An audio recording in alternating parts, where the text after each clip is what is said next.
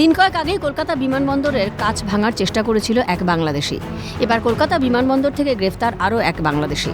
ভারতীয় পরিচয় ভুয়ো পাসপোর্ট বানিয়ে জার্মানি পালানোর আগেই অভিবাসন দফতরের হাতে ধরা পড়ে যায়। ইমিগ্রেশন চেকিংয়ের সময় জানা যায় ভারতীয় পাসপোর্ট থাকলেও আগে তার বাংলাদেশি পাসপোর্ট ছিল। দুই পাসপোর্টে একই ছবি অথচ নাম আলাদা। সন্দেহ হওয়ায় আটক করে চলে জিজ্ঞাসাবাদ। কথায় অসঙ্গতি থাকায় এনএসসিবিআই থানার পুলিশের হাতে তুলে দেওয়া হয় তাকে। পুলিশ সূত্রে খবর, ভারতীয় পাসপোর্টের নাম বিভাস রায় ও বাংলাদেশের পাসপোর্টের নাম সৌমিক বড়ুয়া।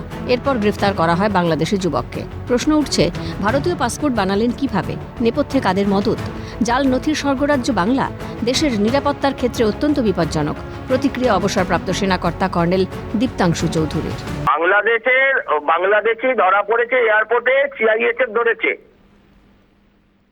কেন্দ্রীয় পুলিশ ধরেছে, কিংবা রাজ্য পুলিশই ধরেছে, কিন্তু ওর পাসপোর্টটা বানিয়ে দিয়েছে কে? তো নিশ্চিতভাবে কোথাও না কোথাও কেউ না কেউ এদের কোথাও না কোথাও সাহায্য করছে। এবং আজকে যেমন আমরা দেখলাম যে একটা ভুয়ো পাসপোর্ট, এটা যে কত ভয়ঙ্কর এবং ন্যাশনাল সিকিউরিটির জন্য, ভারতের জন্য, পশ্চিমবাংলা ছেড়ে দিন, পশ্চিমবাংলা নিশ্চিতভাবে এরা ঢুকছে। ভারতের পক্ষে সিকিউরিটি হিসেবে, ন্যাশনাল সিকিউরিটি হিসেবে যে কত বড় একটা বিপজ্জনক ঘটনার দিকে আমরা এগিয়ে যাচ্ছি। আমরা নিশ্চিতভাবে যারা এটা নিয়ে বারবার বলে পক্ষে বিপক্ষে, তারা এই ন্যাশনাল সিকিউরিটির কথাটাই বুঝতে পারছে না। বিহারে স্পেশাল ইন্টেন্সিভ রিভিশন নিয়ে সরব বিরোধীরা। এই ইস্যুকে সামনে রেখেই প্রাক্তন পুলিশ কর্তা অরিন্দম আচার্যের দাবি, সদ্য অনুপ্রবেশকারীদের বিরুদ্ধে কড়া পদক্ষেপ গ্রহণ করতে হবে, অন্যথায় ভোট বন্ধ করে দেওয়া হোক। বলি যে বিহারে যে 65 লক্ষ যে প্রশ্নটা এসছে, সুপ্রিম কোর্ট গত 29 তারিখে খুব চেঁচামেচি করছিল, বলেছেন আপনারা 15 জনকে এখানে হাজির করুন যাদেরকে এরা খুঁজে পাচ্ছে না, তাহলে আমরা বুঝতে পারবো যে এদের এফআইআরটা সমস্ত ভুলে পড়া।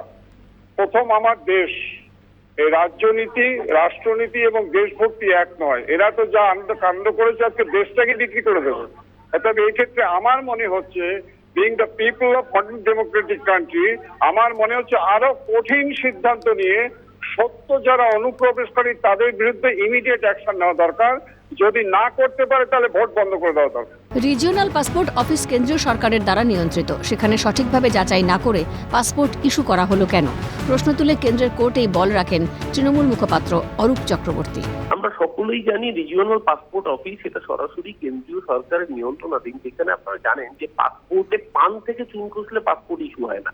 মানে নামের একটা স্পেলিং যদি একটু 19-20 হয়ে যায়, একটা বানানের একটা শব্দ যদি অক্ষর যদি 19-20 হয়, তাহলে পর্যন্ত পাসপোর্ট ক্যান্সেল হয়ে যায়।